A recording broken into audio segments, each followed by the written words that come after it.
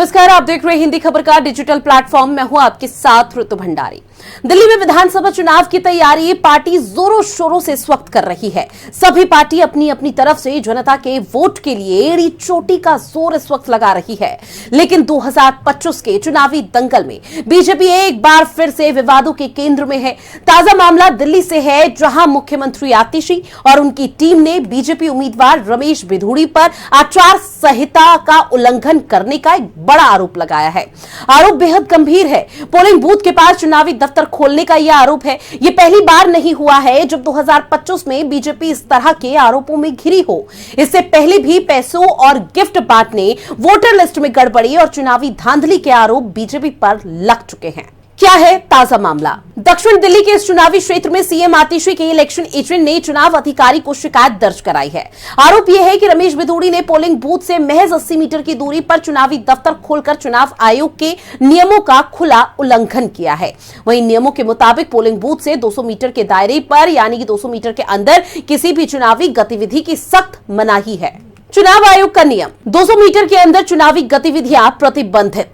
रमेश बिधूड़ी का दफ्तर सिर्फ 80 मीटर दूर। आतिशी की मांग, दफ्तर तुरंत हो बंद, जिम्मेदारों पर हो कार्रवाई। आतिशी ने इस हमले पर बीजेपी को लिया आड़े हाथ। आतिशी ने कहा कि बीजेपी लगातार चुनावी प्रक्रिया को प्रभावित करने की कोशिश करती रही है। उन्होंने चुनाव आयोग से तुरंत कार्रवाई की मांग की है। बीजेपी का इतिहास नियमों को ताक पर रखने का रहा है, जहां पहले भी 2025 में पैसों और गिफ्ट बांटने की खबरें सामने आई हैं। अब पोलिंग बूथ के पास दफ्तर खोलकर ये साफ कर रही है कि उन्हें नियमों की कोई परवाह नहीं है।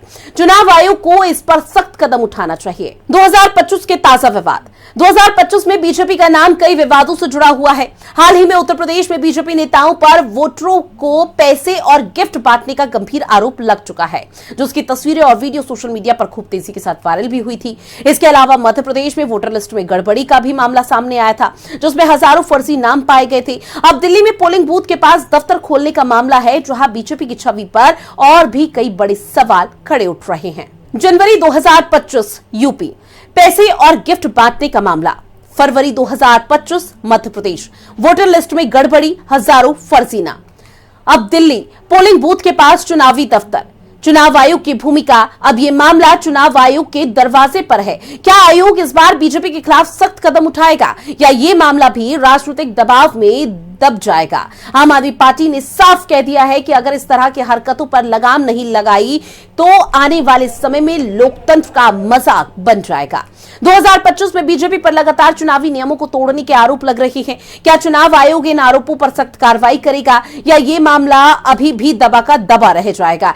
ऐसे कई सवाल जो लगातार इस पूरे मामले से जुड़े हुए उठ रहे हैं। और सबसे बड़ा सवाल ये कि क्या जनता ऐसे नेताओं को वाकई में सबक सिखा पाएगी? दिल्ली और देश की सियासत से जुड़ी हर बड़ी खबर के लिए जुड़े रहिएगा हिंदी खबर डिजिटल प्लेटफॉर्म के साथ।